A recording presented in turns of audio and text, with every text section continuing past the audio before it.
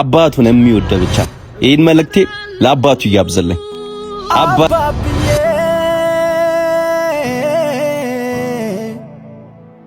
ምክርህ ያቀናኝ ፍቅርህ ያሳደገኝ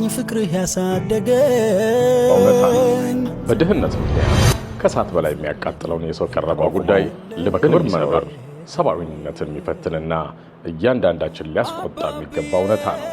በድህነት አገሯ ዘመመ መሰሶ አቅማጣዊ ሁሉም ከቀወር መኖር አቅቷቸው ለልመና ጎዳና የወጡት አንድ እድሜ ጠገብ አባት 10 ብር ጠቅልለው በአፍ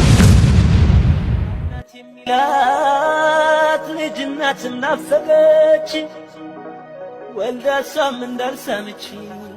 ሰላም ጤና ይስጥልኝ ውድ የቻናላችን ቤተሰቦች፣ ዛሬ ዘላችሁ የቀረብነው ጉዳይ ልብን የሚሰብር ሰብአዊነትን የሚፈትንና እያንዳንዳችን ሊያስቆጣ የሚገባ እውነታ ነው።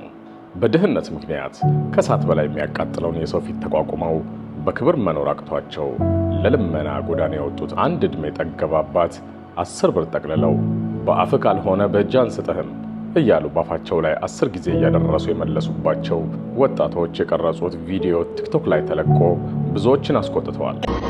አገሯ ዘመመ መሰሶ አቅማጣዊ ሁሉም ከቀየው ወጣ ችግር ከቤት ቢመጣ መላዘዴ ቢታጣ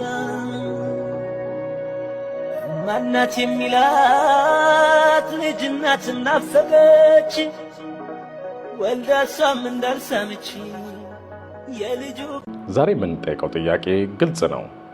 ይህ ትውልድ ወዴት እየሄደ ነው? ለአባት ባይወራም ዘላለም ሁልጊዜ የቀን ስራ ሰርቶ አርጎህ ባለ ጊዜ ውለታው ተቆጥሮ ባይወራለትም አባት ዳይመንድ ነው አይገኝም የትም። ለቲክቶክ ቪውና ላይክ ተብሎ የሀገር ምሰሶ በሆኑ አባቶች ላይ ማሾፍ እስከ መቼ ይቀጥላል?